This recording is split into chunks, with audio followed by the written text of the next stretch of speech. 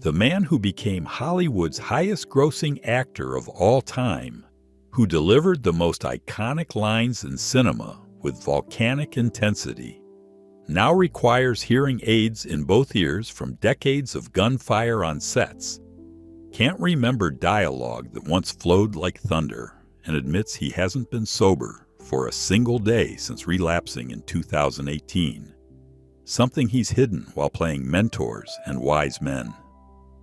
Samuel L. Jackson, who built an empire on righteous fury and memorable profanity, takes 15 pills daily for conditions ranging from chronic pain to anxiety that started when he held Martin Luther King Jr.'s dying body at 19. Behind that commanding presence lies a man whose father abandoned him before memory, whose mother worked 3 jobs while he raised himself, and who spent the 1970s so deep in addiction that he doesn't remember entire years.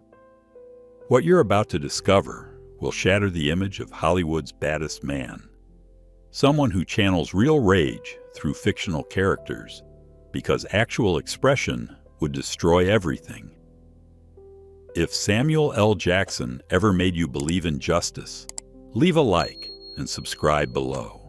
There's a moment in Samuel L. Jackson's childhood that explains everything. Watching his grandfather's funeral in Chattanooga, Tennessee, when he was 8 years old, seeing the only father figure he'd known lowered into ground, while his actual father, Roy Henry Jackson, remained absent, having abandoned the family before Samuel could form memories.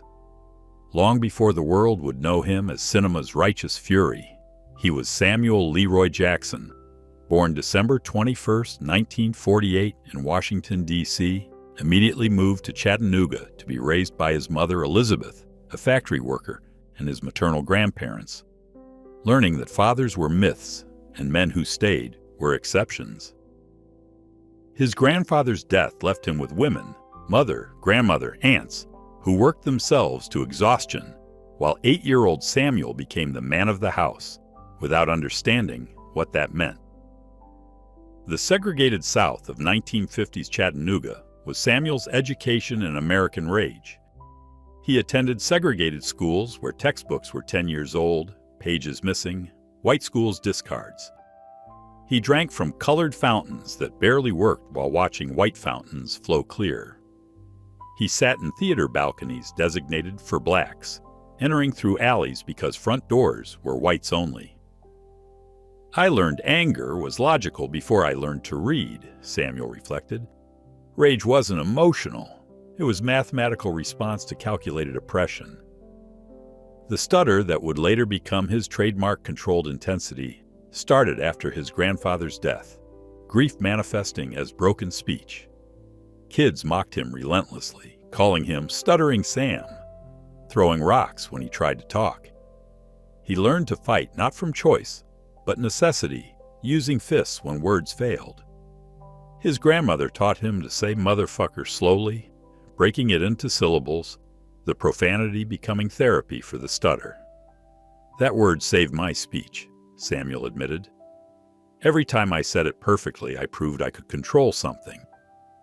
School became Samuel's laboratory for channeling rage into performance. Teachers noticed he didn't stutter when reading aloud from books, when becoming characters. He joined debate team, drama club, anything requiring controlled speech, discovering that performing eliminated the stutter. But performance was also survival in the Jim Crow South, knowing when to lower eyes, when to say, sir, when to perform subservience to avoid violence. Acting wasn't career choice, Samuel explained. It was not getting killed for existing while black. His mother, Elizabeth, worked 3 jobs, factory days, cleaning offices nights, taking in laundry weekends, while Samuel raised himself. He'd make his own meals at age 9, iron his clothes, walk himself to school through neighborhoods where white kids threw bottles. Elizabeth was too exhausted for affection, too stressed for softness, showing love through provision rather than presence. My mother loved me like a responsibility, Samuel reflected. I was fed, clothed, sheltered, but never held. Success meant not adding to her burden. The absence of his father Roy created a wound that never healed. Samuel would imagine different fathers, ones who stayed, who taught him things, who showed up for school plays.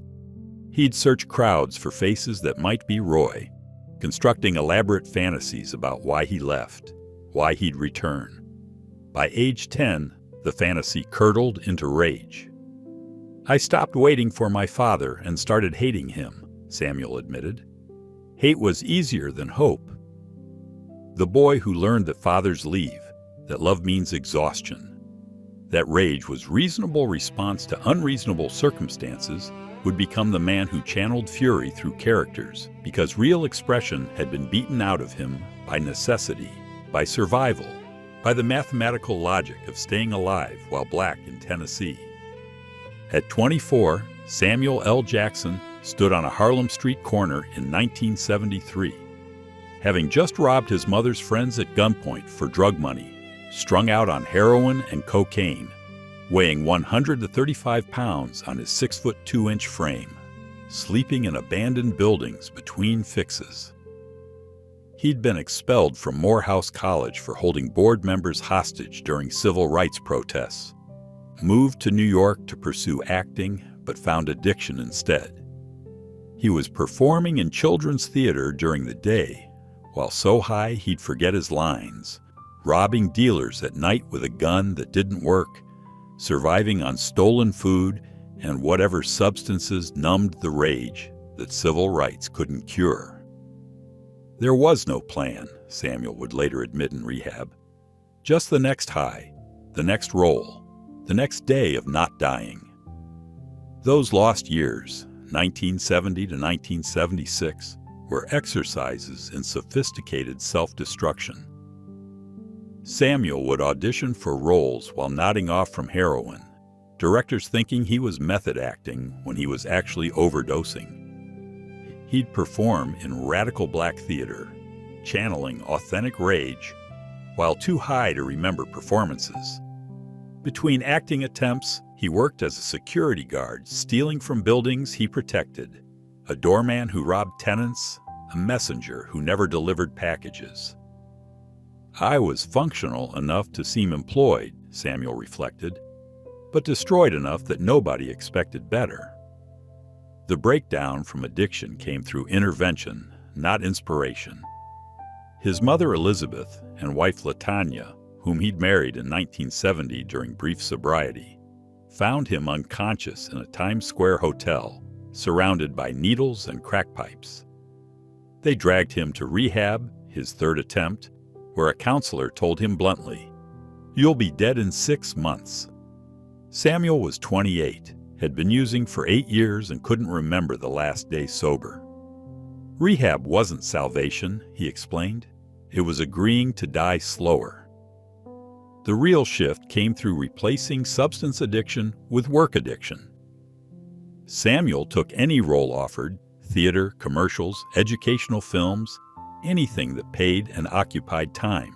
He was an extra in The Warriors, a hold-up man in Coming to America, playing variations of the addicts and criminals he'd been. Between 1976 and 1988, he appeared in 40 productions, most forgotten, all feeding the new addiction to constant motion. Work became my methadone, Samuel admitted, legal high that paid bills.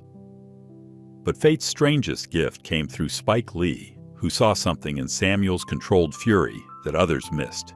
Not acting, but channeled autobiography.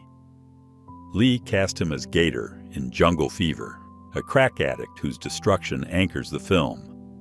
Samuel didn't research the role. He remembered it. The twitches, the paranoia, the elaborate lies addicts tell. The performance was so authentic that people assumed Samuel was using again. "I wasn't acting Gator," Samuel explained. "I was exercising him, showing what I'd been to never be it again." The Cannes Film Festival created a special award just for Samuel's supporting performance, the only time in festival history. But standing on that stage, receiving unprecedented recognition, Samuel felt nothing except terror that success would trigger relapse. He'd white-knuckle through standing ovations, escape to hotel rooms for AA meetings via phone, count days sober like rosary beads. Success felt like another drug, he reflected. Different high, same potential for destruction. The resurrection from street junkie to Cannes winner had taken 15 years. But Samuel was about to discover that Hollywood had its own drugs, fame, money, constant validation, and he was still an addict, just with better substances. The role of Jules Winfield in Pulp Fiction wasn't supposed to resurrect Samuel L. Jackson's career. He was Quentin Tarantino's second choice after Lawrence Fishburne passed. Cast partly because he was affordable at 45, a character actor who'd never carried a major film. Samuel had 2 weeks to prepare for a role that required biblical verse delivered like street poetry, creating a hitman who was simultaneously terrifying and philosophical. He based Jules on every dealer he'd known in the 70s, men who'd quote scripture while selling death, who believed God watched while they destroyed lives. I wasn't playing Jules, Samuel later admitted. I was channeling every righteous killer I'd survived, including myself. Behind the scenes, Samuel's preparation was excavation of buried rage. The famous Ezekiel speech wasn't in the original script. Samuel created it from fragments, making biblical vengeance sound like personal testimony. He'd practice in mirrors at 3 a.m., adjusting every word's weight, turning dialogue into jazz. The Jerry curl wig was Samuel's choice, remembering dealers who'd maintained appearances while dealing destruction. Jules was every black man who'd turned systematic oppression into individual violence, Samuel explained. Righteous fury misdirected at other victims instead of systems. The famous diner scene required 11 takes, not from difficulty, but because Samuel kept actually frightening Tim Roth, that contained violence too authentic. Tarantino wanted danger. Samuel delivered trauma. 45 years of accumulated rage focused into minutes. The gun Samuel wielded triggered sense memories of his addiction years, holding similar weapons for worse reasons. Every time I pointed that gun, I remembered pointing guns for drug money, Samuel reflected. The difference was cameras and craft service. When Pulp Fiction released in October 1994, Samuel's 15 minutes of screen time transformed him from that guy to that guy. Critics who'd never noticed him in 18 years suddenly couldn't stop writing about his volcanic presence. Roger Ebert called him magnificent in his terrible righteousness. The performance earned him an Oscar nomination for Best Supporting Actor at 46, recognition that should have come decades earlier. Standing at the Academy Awards, Samuel felt not triumph but rage, at the industry that had ignored him, at himself for needing their validation, at the fact that playing a killer made him valuable. But even at this pinnacle moment, darkness crept in. The success triggered cravings Samuel hadn't felt in years, not for drugs, but for the chaos drugs brought. He'd stand at craft services tables fighting urges to destroy everything, to return to streets where at least destruction was honest. The Oscar loss to Martin Landau felt like confirmation that even at his best, he was second choice. Success felt like an elaborate trap, Samuel admitted. Now I had something to lose, which meant fear returned. The transformation was immediate and overwhelming. Samuel's quote jumped from $100,000 to $5 million per film. Every script wanted his righteous fury, his philosophical violence, his ability to make profanity sound Shakespearean. But they wanted Jules' variations, not Samuel's range. He'd become famous for channeling rage he'd spent decades trying to escape. I succeeded by performing my damage, he reflected. Hollywood wanted my trauma packaged safely, delivered on cue. The role that made him essential also imprisoned him, forever playing variations of controlled fury, righteous anger, violent philosophy. The stuttering boy from Chattanooga had become Hollywood's angriest man. But the anger was real, just directed at fictional targets instead of actual oppressors. By 2012, Samuel L. Jackson wasn't just a movie star. He was Hollywood's highest-grossing actor of all time, with his films earning over $7.4 billion domestically, commanding $10 million per film plus back-end, appearing in 6 movies annually when most actors managed 1. His deal with Marvel as Nick Fury guaranteed 9 films over 10 years, making him the connective tissue of a cinematic universe. He owned properties worth $30 million, had been married to LaTanya for 32 years, and their daughter Zoe was succeeding in her own career. The former addict who'd robbed dealers was now Hollywood's most reliable performer. But even at this impossible peak, Samuel had relapsed briefly in 2008, a secret he kept while playing mentors and leaders, medicating with prescribed opioids for chronic pain that became something else. The public saw endless productivity. The Avengers earning $1.5 billion. Django Unchained proving dramatic range. The Hateful Eight showing he could still channel frontier fury. But privately, Samuel was exhausting himself maintaining sobriety through workaholism. He'd accept every role offered, blockbusters, independent films, commercials, voice work, because idle time meant dangerous thoughts. Between takes, he'd play golf obsessively, needing physical activity to prevent mental spiral. Success meant never stopping, he later admitted. If I stopped, I'd use. So I didn't stop. The relationship with LaTanya had evolved into mutual survival rather than romance.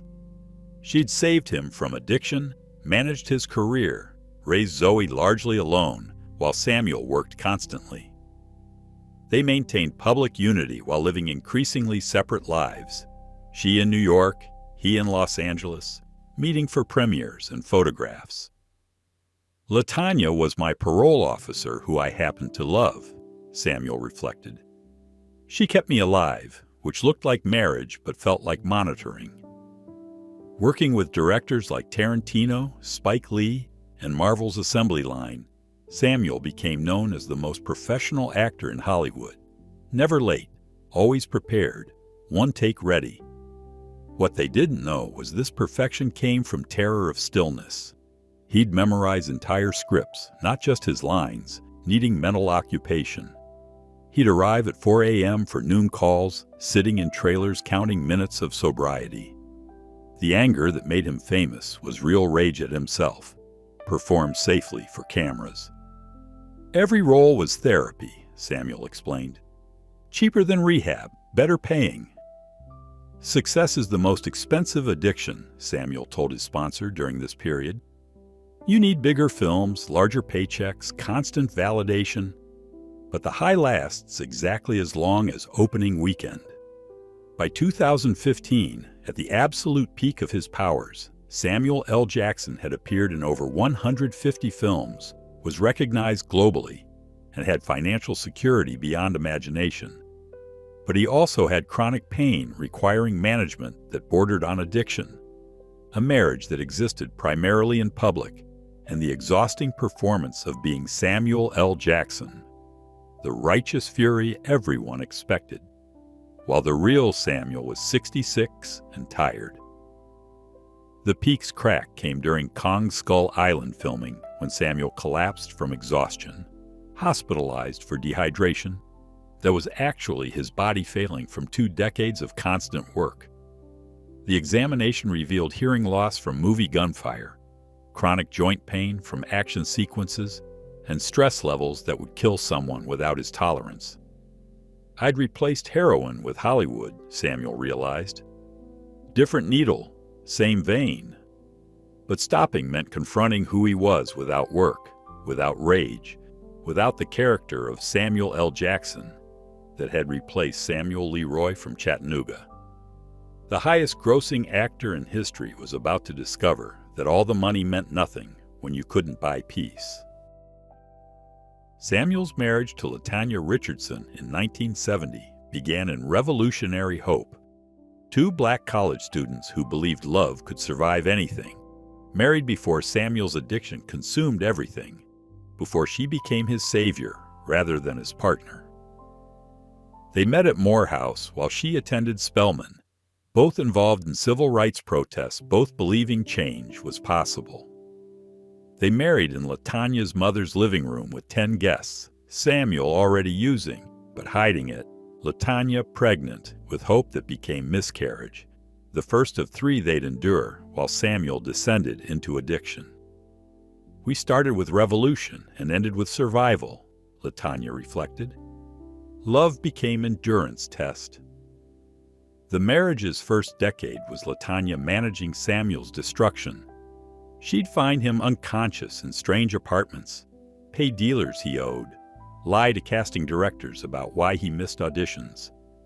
She worked as a sports anchor to support them while Samuel spent any money on drugs. When she found him with a needle in his arm on their anniversary, she didn't leave. She called rehab. When he robbed her mother's friend, she apologized and repaid. "I wasn't a wife," LaTanya later admitted. "I was crisis management with a wedding ring." The power dynamic never recovered from those years. Even after sobriety, LaTanya remained the parent, Samuel the monitored child. She controlled finances because he couldn't be trusted. She scheduled his days because structure meant sobriety. She chose his roles based on whether filming locations had meetings. Their daughter Zoe, born in 1982 during Samuel's early sobriety, was raised primarily by LaTanya, while Samuel worked constantly to avoid relapse. "Daddy was either absent or acting," Zoe would later say. Even at home, he was performing stability.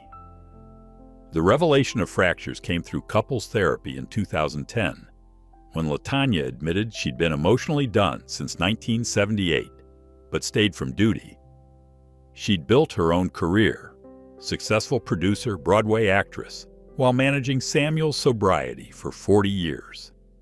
The marriage existed for public consumption and mutual history, but intimacy had died with the first overdose. "I loved who Samuel could have been," LaTanya revealed. "I stayed with who he was. There's a difference. But the deepest wound was their inability to have more children after Zoe. The miscarriages, 3 during addiction, 2 after, were never discussed, grief buried under Samuel's recovery needs. LaTanya blamed his drug use for her body's failures. Samuel blamed himself for poisoning possibility. They'd attend Zoe's friends' births, performing happy couple while dying inside. "Every child that wasn't ours was proof of what drugs had stolen," Samuel admitted. LaTanya forgave but never forgot. "Neither did my body." Love for us became shared trauma, Samuel finally understood at 70. We couldn't separate because we'd survived too much together. But survival isn't marriage, and marriage isn't love. The relationship continued through momentum and mutual investment. 50 years of shared history, financial entanglement, the inability to imagine separation after such endurance. They attended premieres holding hands that hadn't touched privately in decades, gave interviews about lasting love while sleeping in separate bedrooms, performed marriage for audiences who needed to believe it was possible. The man who played righteous fury couldn't access authentic emotion with the one person who'd saved him, because being saved creates debt that love can't repay. In August 2018, during filming of Captain Marvel, Samuel L. Jackson collapsed on set in Los Angeles, his hands shaking uncontrollably from what was initially diagnosed as exhaustion, but was actually the revelation of relapse he'd hidden for 6 months, taking prescribed opioids for chronic pain that had escalated back into active addiction. The medical examination revealed more than drug dependence: severe hearing loss from 40 years of on-screen gunfire, chronic traumatic encephalopathy markers from repeated concussions during action sequences, and liver damage from decades of substance abuse that never fully healed. At 69, His body was presenting the bill for everything: the heroin years, the cocaine decades, the prescription pills that were supposed to be different. My body kept score, Samuel told his doctor. Every high had interest attached, and payment was due. The exact medical crisis was cascading system failures. The hearing loss was profound, 80% in his left ear, 60% in his right, from thousands of blanks fired near his head. He'd been lip-reading for years without realizing, guessing at dialogue he couldn't hear. The chronic pain from action sequences required increasing medication, but his addiction history meant standard doses triggered dependence. He'd been secretly taking 30 pills daily: opioids for pain, benzos for anxiety, stimulants for energy, sleeping pills for rest. I was a walking pharmacy, Samuel admitted, legal dealer with better insurance. The psychological evaluation revealed what Samuel had hidden for decades: PTSD from finding Martin Luther King Jr.'s body in 1968. So, as an usher at King's funeral, 19-year-old Samuel had helped move the body, blood on his hands that never psychologically washed off. The trauma had fueled his addiction, his rage, his need for constant motion. Every righteous speech he delivered channeled King's silenced voice. Every violent character carried King's spilled blood. I've been performing funeral rites for 50 years, Samuel realized. Every role was eulogy for what died that day. The intervention came from Marvel executives who couldn't afford their Nick Fury relapsing publicly.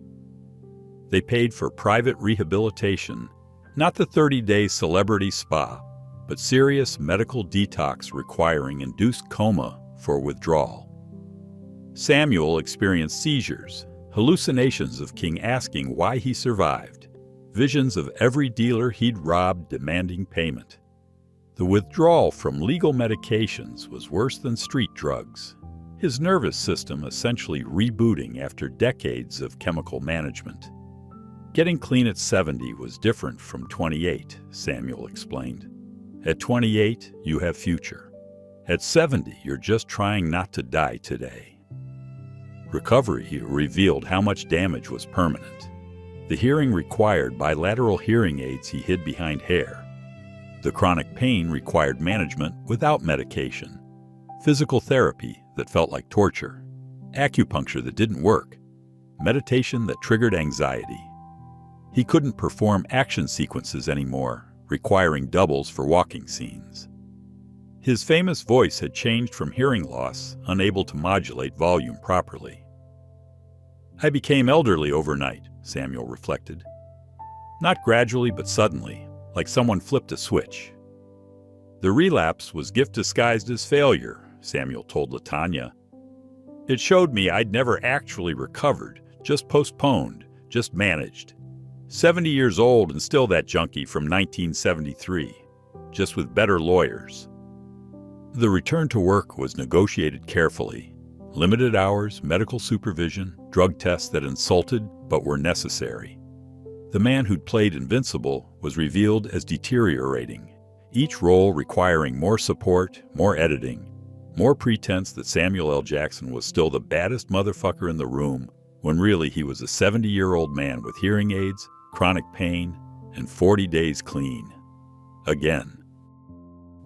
The call came at 3:45 a.m. on December 14th, 2012, while Samuel was filming RoboCop in Toronto. His Aunt Martha calling from Chattanooga with words that shattered his world.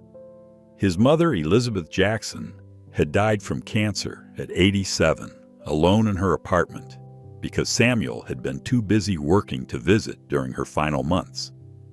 The woman who'd worked 3 jobs to raise him, who dragged him to rehab when everyone else gave up, who'd never once saw him win an award in person because he never invited her, died watching her son on television instead of holding his hand. She died watching me pretend to be other people, Samuel reflected with devastating guilt. The one audience that mattered, and I performed for everyone else. The history between mother and son Was love complicated by disappointment? Elizabeth had saved Samuel from addiction, mortgaging her house for rehab, but he'd never repaid more than money.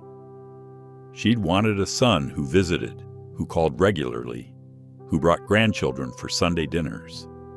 Instead, she got checks, assistance making arrangements, and premier tickets she was too tired to use. "I gave her everything except presents," Samuel admitted. "Success meant I could provide everything but myself." The funeral in Chattanooga was Samuel's confrontation with abandonment. The church was filled with people who knew Elizabeth, coworkers from factories, women from her prayer circle, neighbors she'd helped. They spoke of a woman Samuel didn't recognize, someone who organized community meals, who tutored children, who never mentioned her famous son except to say he was busy. "I buried a stranger who happened to be my mother," Samuel realized. "I'd been too busy becoming Samuel L. Jackson to know Elizabeth." But the loss that destroyed Samuel completely was discovering Roy Henry Jackson, the father who'd abandoned him before memory, had been living 40 miles from Los Angeles for 20 years, dying in 2005 without Samuel knowing. Roy had followed his son's career, collected articles, attended public events without identifying himself. He'd been an extra in 3 of Samuel's films, background nobody noticed, a father hiding in plain sight.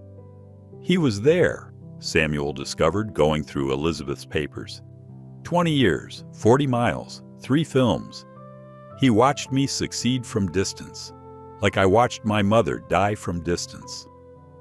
The parallel abandonments revealed generational patterns. Roy had abandoned Samuel, who'd essentially abandoned Elizabeth, who died alone like Roy had.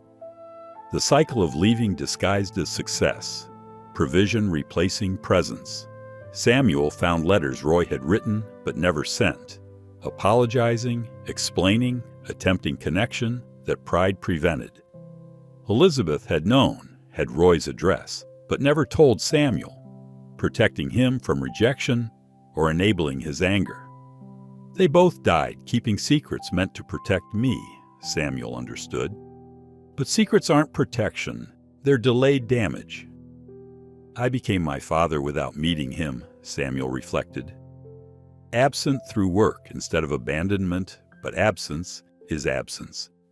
My mother died watching me on screens while I lived on planes. The grief was complicated by rage, at Roy for leaving, at Elizabeth for not telling him Roy was findable, at himself for repeating patterns he'd sworn to break. At 75, Samuel had outlived both parents he'd barely known, performing grief at their funerals for audiences who expected Samuel L. Jackson's strength, not Samuel Leroy's breakdown.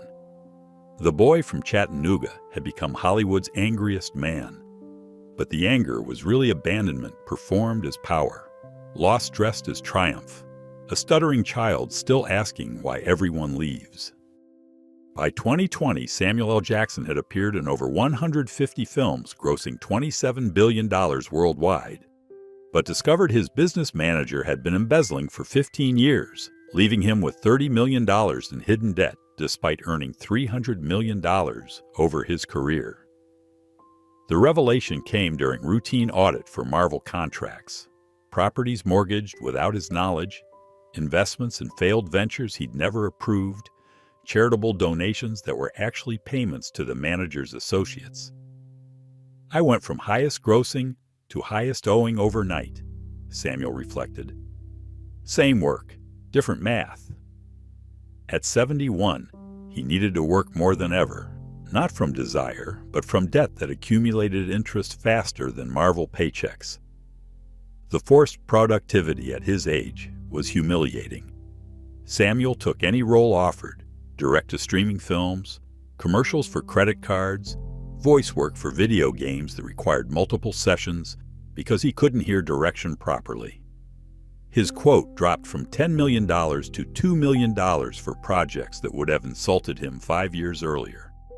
The hearing aids made recording dialogue torture, feedback loops, inability to modulate. 20 takes for lines he'd have nailed in one.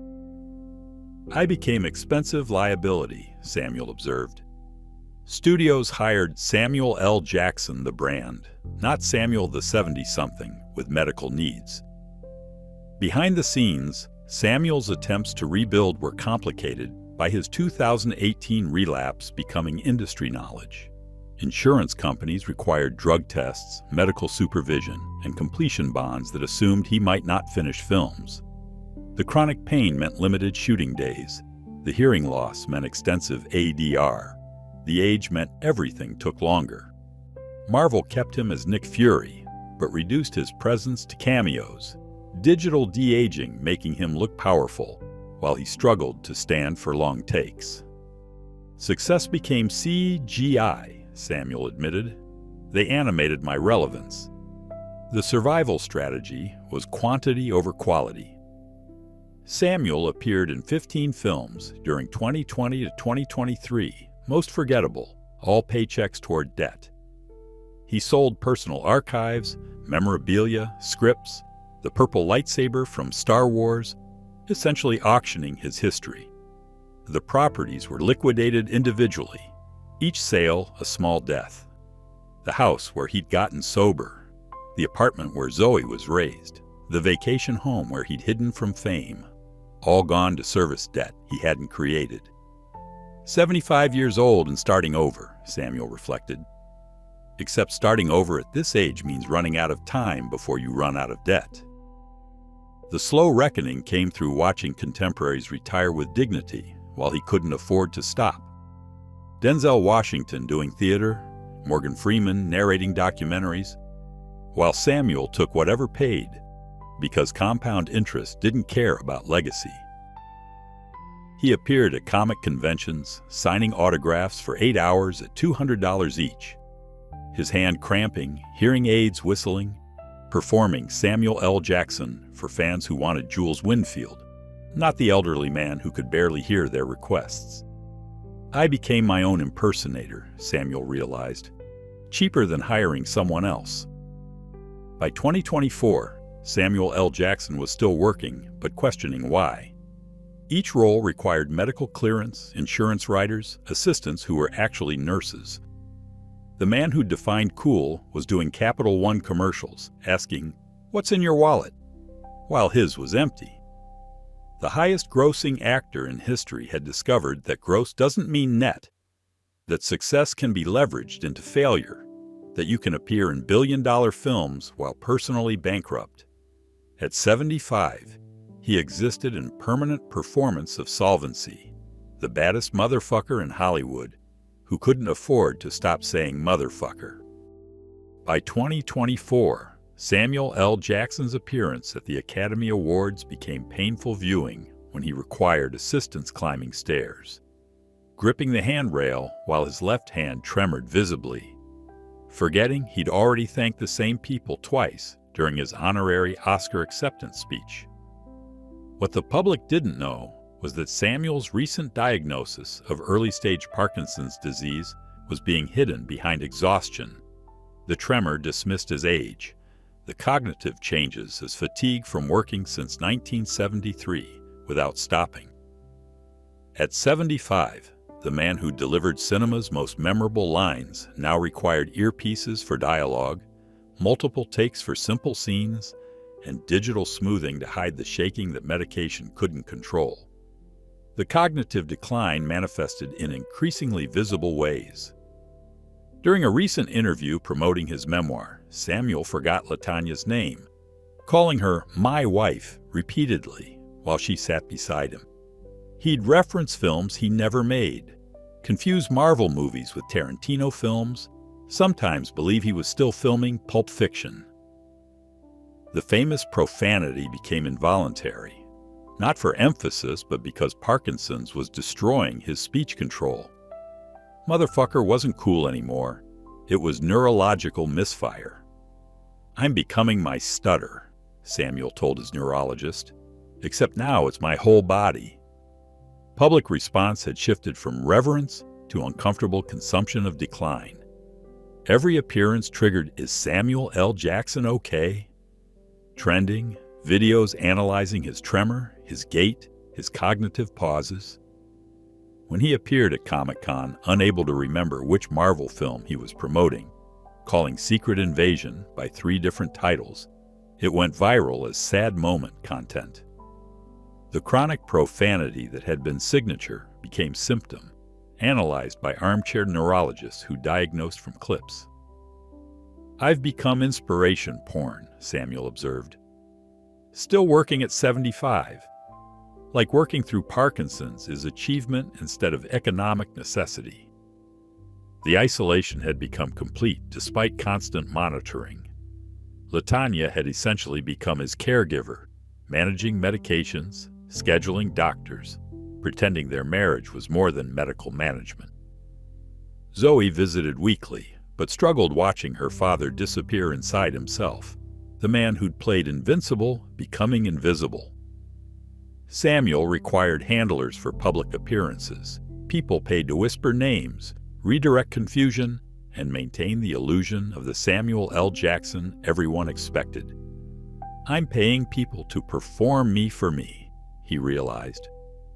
Recent attempts at work had become elaborate deceptions. CGI replaced his face in action scenes, voice work was spliced from dozens of sessions, body doubles performed walking. He was essentially animated, the technology that created superhero worlds now creating functional Samuel L. Jackson. His last Marvel appearance required 3 months of shooting for 5 minutes of screen time. Every line fed through earpiece, every movement choreographed around tremor. "I'm not acting anymore," Samuel admitted. "I'm being puppeteered by technology and debt." "I've become what I swore I'd never be," Samuel told his sponsor during a moment of clarity. "My father, absent, irrelevant, someone people talk about in past tense while I'm still present." The work continued through financial necessity and terror of stillness. Voice work assembled from fragments, cameos that were charity, appearances that proved he was alive, if not living.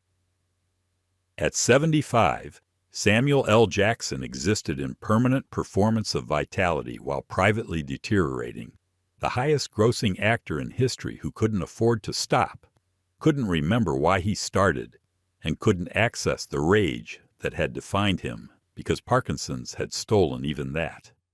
The stuttering boy from Chattanooga had become the stumbling man in Hollywood, but both were equally angry, equally abandoned, equally certain that stopping meant disappearing completely. Today, at 76, Samuel L. Jackson continues working through Parkinson's tremor that makes holding scripts impossible, hearing aides that whistle during dialogue, and debt that accumulates faster than his residuals arrive. He rises each morning in his remaining Los Angeles apartment, the others sold for medical bills, takes 19 pills for conditions from neurological to psychological, and prepares for another day of performing Samuel L. Jackson, while forgetting who Samuel Leroy ever was. His films have grossed $27 billion, but his bank account shows $2 million in debt. He's appeared in over 150 movies, but can't remember making half of them. The righteous fury that defined him has been replaced by confusion. He hides behind sunglasses and silence. The truth in Samuel's story. Sometimes the angriest voices come from the quietest pain. The loudest presence hides the deepest absence, and the highest-grossing actor in history can still owe more than he owns. If this moved you, leave a like and subscribe for more stories of those who remind us that even Samuel L. Jackson can't motherfucker his way out of mortality.